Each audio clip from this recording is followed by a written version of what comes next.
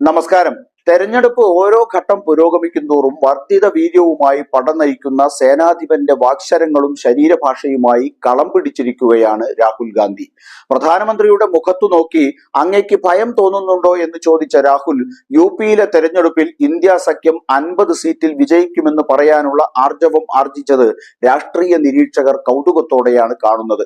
മോദി പ്രധാനമന്ത്രി കസേരയിലേക്ക് തിരിച്ചു വരില്ലെന്ന് പറയാൻ രാഹുൽ കാണിച്ച ആത്മവിശ്വാസവും ഇപ്പോൾ ചർച്ച ചെയ്യപ്പെടുകയാണ്. ഒടുവിൽ ലക്നൌവിൽ നടന്ന ഒരു പരിപാടിയിൽ നരേന്ദ്രമോദി ഒരു രാജാവാണെന്നും പ്രധാനമന്ത്രി അല്ലെന്നും രാഹുൽ ആരോപിച്ചു. 2-3 ധനകാര്യകർത്താക്കൾക്കുള്ള മുന്നണിയാണെന്ന് NDA മുന്നണിയെ വിശേഷിപ്പിച്ച രാഹുൽ, മോദിയുടെ അംബാനി അദാനി പരാമർശത്തിന് കനത്ത തിരിച്ചടി നൽകി. ലക്നൌവിൽ നടന്ന ഭരണഘടനയെക്കുറിച്ചുള്ള സംവാദ പരിപാടിയിൽ സദസ്സിൽ നിന്നുള്ള ഒരു അംഗത്തിന്റെ ചോദ്യത്തിന് മറുപടിയായി രാഹുൽ പറഞ്ഞത്, ഒരു സംവാദത്തിൽ മോദിയെ നേരിടാൻ താൻ 100% തയ്യാറാണെന്നാണ്.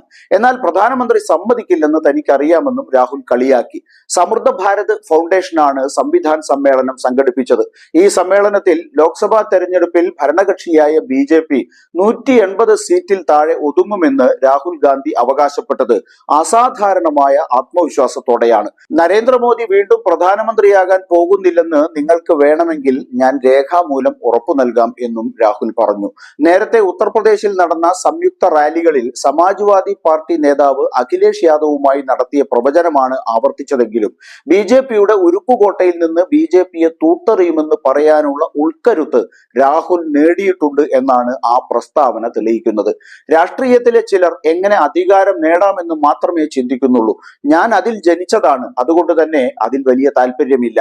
പക്ഷെ എന്നെ സംബന്ധിച്ചിടത്തോളം അധികാരം പൊതുജനങ്ങളെ സഹായിക്കാനുള്ള ഒരു ഉപകരണം മാത്രമാണ് എന്ന് പറഞ്ഞ രാഹുൽ, ഇന്ത്യയിലെ ജനസംഖ്യയുടെ 90%വും SC, ST, OBC, ദളിതർ, ആദിവാസികൾ, ന്യൂനപക്ഷങ്ങൾ, തുല്യ പങ്കാളിത്തം ലഭിക്കാത്ത പൊതുസമൂഹത്തിൽ നിന്നുള്ള ദരിദ്രർ എന്നിവരടങ്ങുന്നതാണെന്നും അവരുടെ ഉന്നമനമാണ് ലക്ഷ്യമെന്നും പ്രഖ്യാപിച്ചു.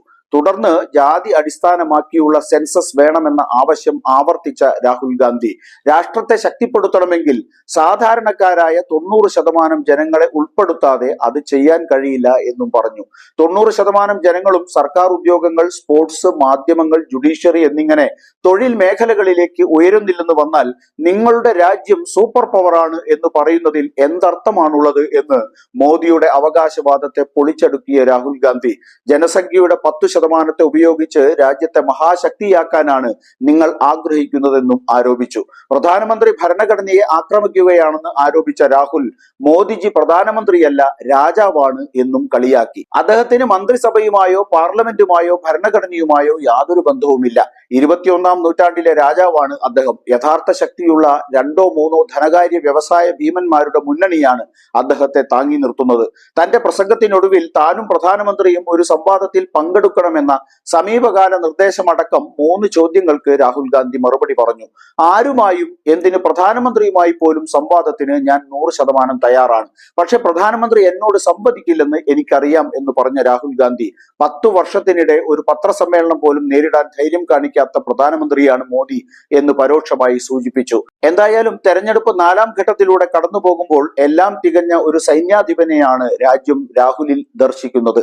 ആ സ്ഥൈര്യവും വീറും വോട്ടായി മാറുമോ എന്ന് ജൂൺ 4-ന് അറിയാം.